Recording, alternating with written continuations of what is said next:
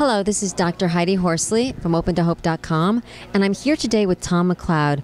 Thom, could you tell us a little about yourself? I work as a hospice chaplain in the Fort Lauderdale, Florida area, and I also facilitate a teenage bereavement group at the Children's Bereavement Center in Davie, Florida. Okay, so you work with teens. This is such an interesting population because, you know, a lot of parents out there are really concerned about their grieving teens. So could you give us some tips about how teens can find hope after loss?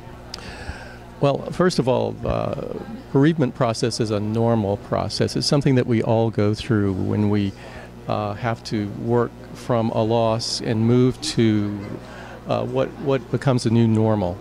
And teenagers are going through so many changes. They are going through readjustment to loss, if that's the case. They're also going through their own changes of moving from being a child to being a young adult. So I guess the first tip that I would offer is just be normal, just be yourself.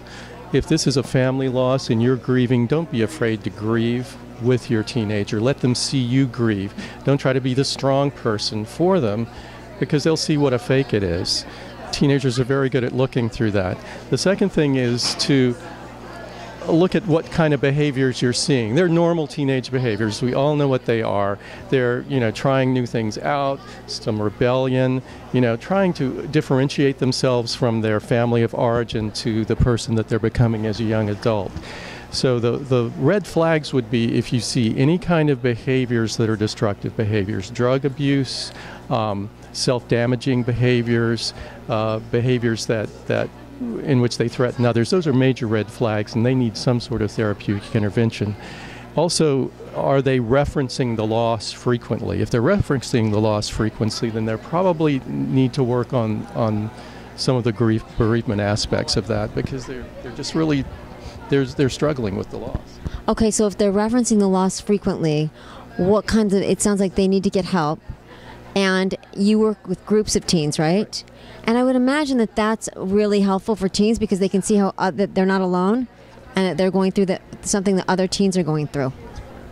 Yeah, a bereavement group for teenagers, and it doesn't have to be immediately after the loss. It can be sometimes years after the loss that they continue to work on their grief through a bereavement group. And what they see is that they're not alone, that other people are grieving, and that grief is a normal process, and that they can work with others and experience sort of what I like to call the new normal, moving from having loss to integrating that loss into their life and moving on with their lives, still acknowledging that this was someone important to them and that they miss them, but also recognizing their life and their future as being whole and as being productive and as being well adjusted. I love this, and I love this advice. If grieving teens or their parents want to find you, how do they do that? Well, in the Fort Lauderdale area, you would just, you can Google Children's Bereavement Center, and there are a number of different groups that are available to teenagers. If you're not in that area, look for a Children's Bereavement Center, Teens Grieve, something like that. There will be resources in your area, or contact your local hospice. All hospice organizations are engaged in bereavement care, and they should be able to refer you to bereavement groups in the area that will help you. Well, thank you so much for what you're doing for grieving teens. And if you've lost hope, please lean on ours. OpenToHope.com.